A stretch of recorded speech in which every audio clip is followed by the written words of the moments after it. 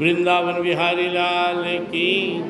श्री भगवान वाच चतुर्विधा भजन्ते मां जनाः सुकीर्तिनो अर्जुन आर्तो जिज्ञासुरर्थार्थी ज्ञानी च भरतरस्व।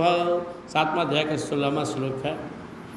पूर्व के श्लोक में भगवान ने कहा 4 तरह के लोग मेरा भजन नहीं कर सकता है। जिसका कर्म खराब है, न माम दुष्कृतो मूढ़ा प्रबदंते न राधमा।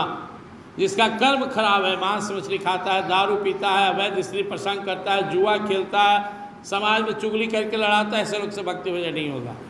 दूसरा उन्होंने कहा मूढ़, जो पढ़ा लिखा ढंग से नहीं, सत्संग का महत्व नहीं समझा, मनुष्य तन का महत्व नहीं समझा, उससे भजन नहीं होगा। और तीसरा भगवान ने कहा जो माया में फंसा हुआ है। और चौथा जो आसुरी भाव में रहता है, एकदम अंदर से असुर जैसा हिंसक है, तो भजन कौन करेगा और भजन क्यों करेगा? तो भजन इसलिए करना है कि बिना भजन के माया हमें छोड़ेगी नहीं, प्रभु मिलेंगे नहीं। 14वां श्लोक भगवान ने बताया था कि मेरा भजन एकमात्र सहज सुलभ उपाय है मेरी प्राप्ति का, इसलिए हम सभी को भक्ति भजन करके परमात्मा तक पहुंचना है। तो भगवान बोलते 4 तरह के लोग मेरा भजन करते हैं। चतुर्विधा भजन्ते माम, 4 तरह के लोग मेरे भजन करते हैं, मेरे शरण में आते हैं। जना सुकीर्तिनो अर्जुना, जिनका कर्म अच्छा है, जिनका संस्कार अच्छा है, वही 4 तरह के लोग मेरा भजन करते हैं। कौन कौन? पहला आर्तो, जो आर्थ है, मतलब जिसके जीवन में भारी दुख आ गया और कोई रास्ता नहीं सूझ रहा है, तो मेरे शरण में आता है। उसके बाद हो सकता है फिर भाग जाए, दुख मिट गया तो भूल गया, दुख आया तो भगवान के भजन किया, दुख खत्म हो गया, सुख आया तो भूल गया। तो पहला वो है जिसके जीवन में भारी दुख आया, जिसे कोई रास्ता नहीं सूझ रहा, कोई सहयोग देने वाला नहीं, तो भगवान के शरण में आया। वो भी तब आएगा जब उसके जीवन में सुकृति, उसने अच्छा कर्म किया हो। सुकृति नो अर्जुना, अगर वो पापी जीव है तो नहीं आएगा।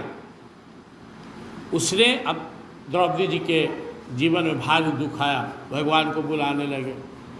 त्वामे बाहु परम बीजम निधानम सर्व संपदा त्यानाथेन देवेश सर्वापदव्यो भयम नहीं। हे माधव, हे मुरली वाले, तेरे सिवा है कौन मेरा, मैं तेरे शरण में हूँ, आप साथ हो तो दुनिया की सारी विपदा आ जाए, मुझे डर नहीं, आप नहीं हो तो मैं बहुत घबरा रही हूँ। आज ही भगवान आएगा। गजराज के जीवन में दुख आया, खींच के ले जा रहा मकर से अंदर, वो चिल्लाने लगा, हे गोविंद राखो शरण अब तो जीवन हारी। आ गए भगवान, दिल से पुकारा, भगवान आ गए। तो एक तो वो होता है जिसके जीवन में भारी दुख आया, कहीं कोई सहारा नहीं सूझा, कोई से सपोर्ट नहीं किया, तो भगवान के शरण में आ गया। ये पहला भक्त हुआ भगवान का। दूसरा जिज्ञासु, कहाँ जा रहे हैं पूछे आपसे, सत्संग हम ही चले, हाँ आगे बैठने लगे, बैठते बैठते जिज्ञासा होने लगा, हाँ भगवान तो हैं, भगवान को पाने का यह उपाय है। सत्संग में आकर के, संतों के साथ आकर के, भक्तों से मिल करके, जिनके जीवन में भगवान के प्रति आकर्षण पैदा हो गया, जिज्ञासा हो गया।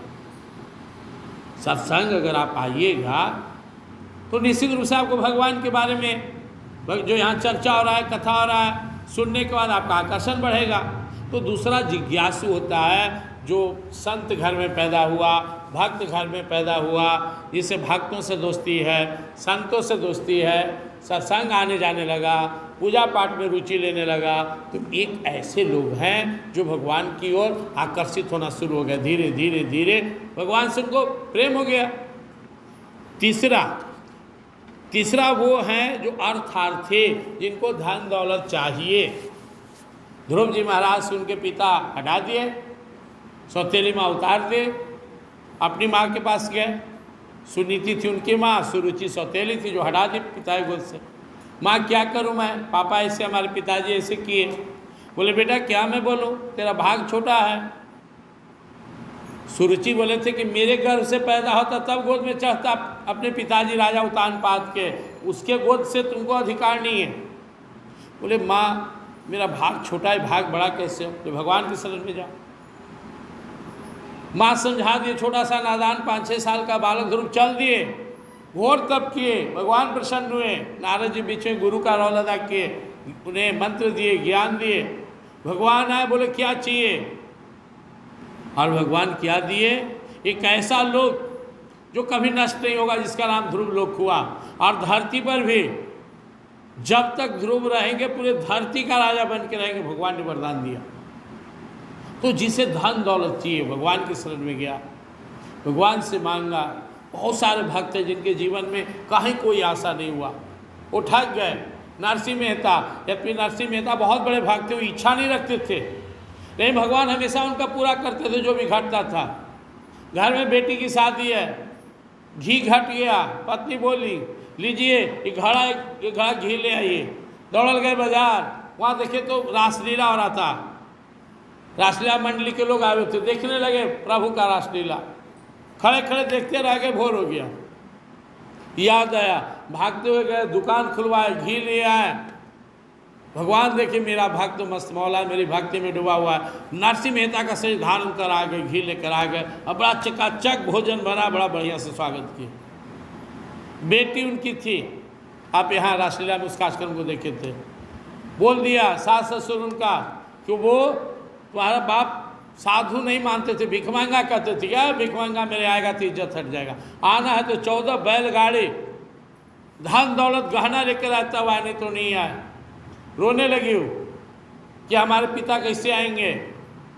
तो भगवान नरसिंह मेहता बोले तेरा भाई जाएगा। कौन मेरा भाई है? श्यामरिया सेठ तेरा भाई है। भगवान वहाँ वो आशा देख रहे हैं, गोद भराई का रीति रिवाज हो रहा, भाई अभी तक नहीं आया। भगवान पहुँच गए। 14 बैल गाड़ी जो नरसिंह मेहता संत साधु को लेके गए थे, सब में भगवान लाद दिए सोना चांदी। ऐसे ऐसे अपने भक्तों के लिए भगवान करते रहते हैं। तो जिसके जीवन में किसी भी चीज़ का अभाव हो, कहीं कुछ नहीं बुझा रहा है रास्ता, भगवान के शरण में आते हैं। हम लोग में अधिकांश लोग भगवान की भक्ति किसी न किसी चाहत से ही करते हैं, कोई दुख दूर करने के लिए, कोई धन दौलत प्राप्त करने के लिए। तो ये तीसरे तरह के भक्त हुए। और चौथे ज्ञानी। ज्ञानी कौन है? जो सत्संग में आते आते भगवान का भजन करते करते यह समझ गया कि मनुष्य तन भगवत प्राप्ति के लिए है, सब नश्वर है, सब यहीं रह जाएगा, केवल जो हम भगवान की भक्ति करेंगे यही साथ जाएगा।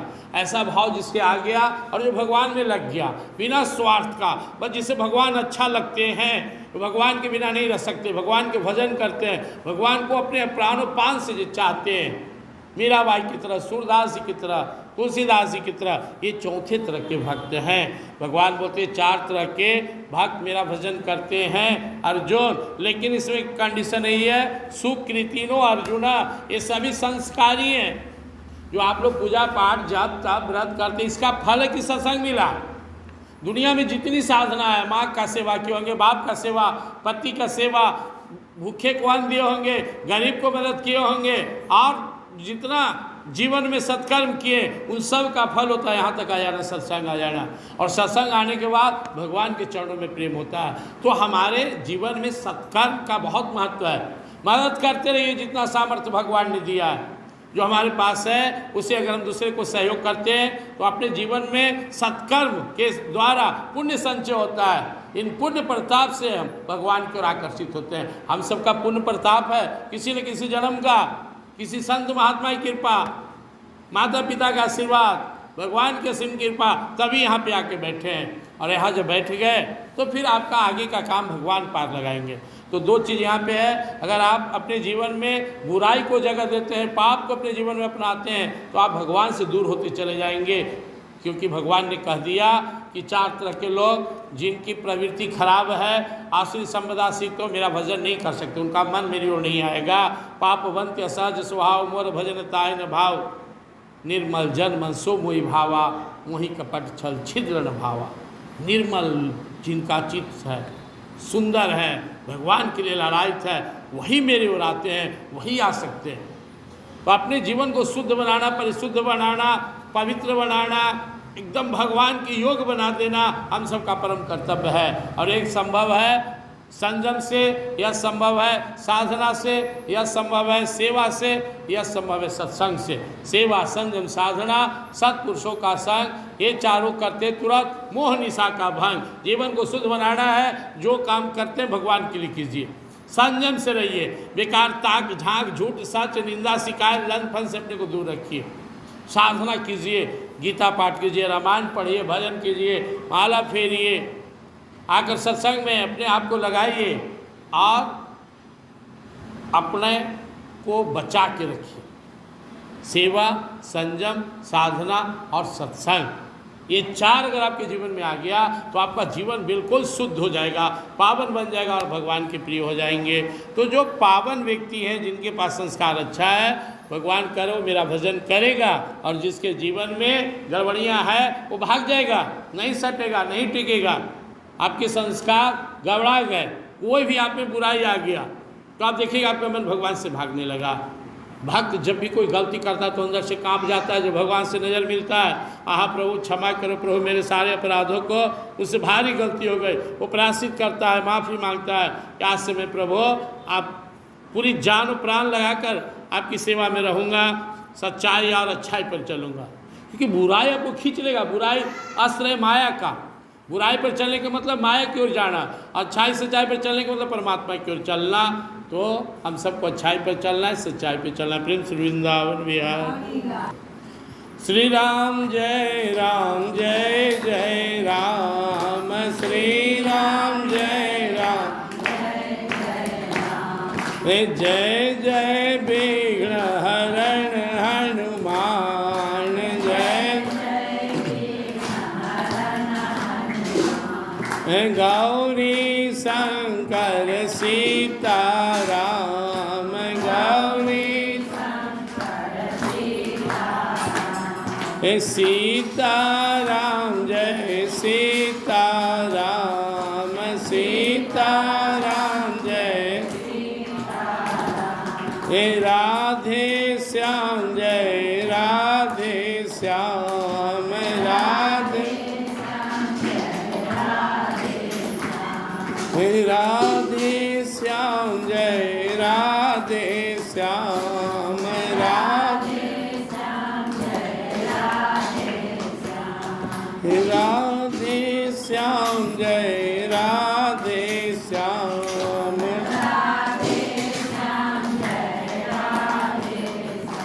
श्याम रामचंद्र की। मैं शरीर नहीं हूँ, इसमें रहने वाला दिव्य आत्मा हूँ।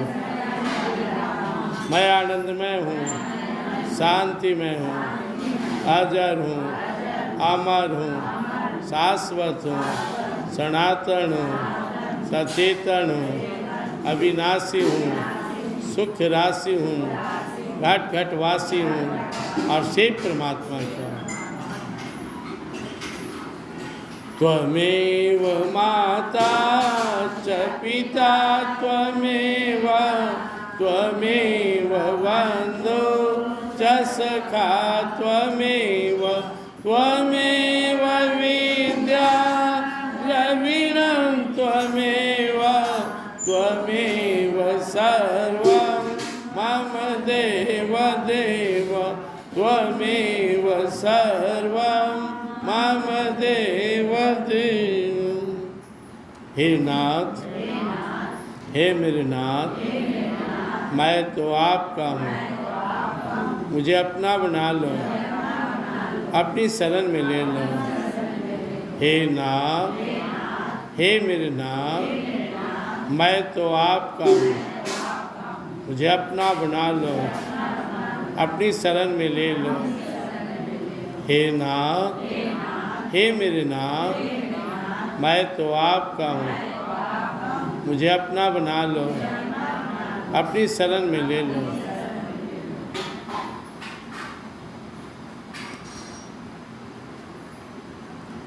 प्रेम सुरीता माता की, श्री राधा माधव की, श्याम रामचंद्र की, महापति महादेव की, वंशुत हनुमान की, सभी संतों भक्तों की, सभी सद्ग्रंथों की, सभी देवी देवताओं की, भगवान के सभी अवतारों की, सभी दिव्य लीलाओं की, सभी दिव्य धामों की, सत्संग स्थान की, सत्य सनातन धर्म की। हर हर महादेव। जय जय श्री राधे श्याम।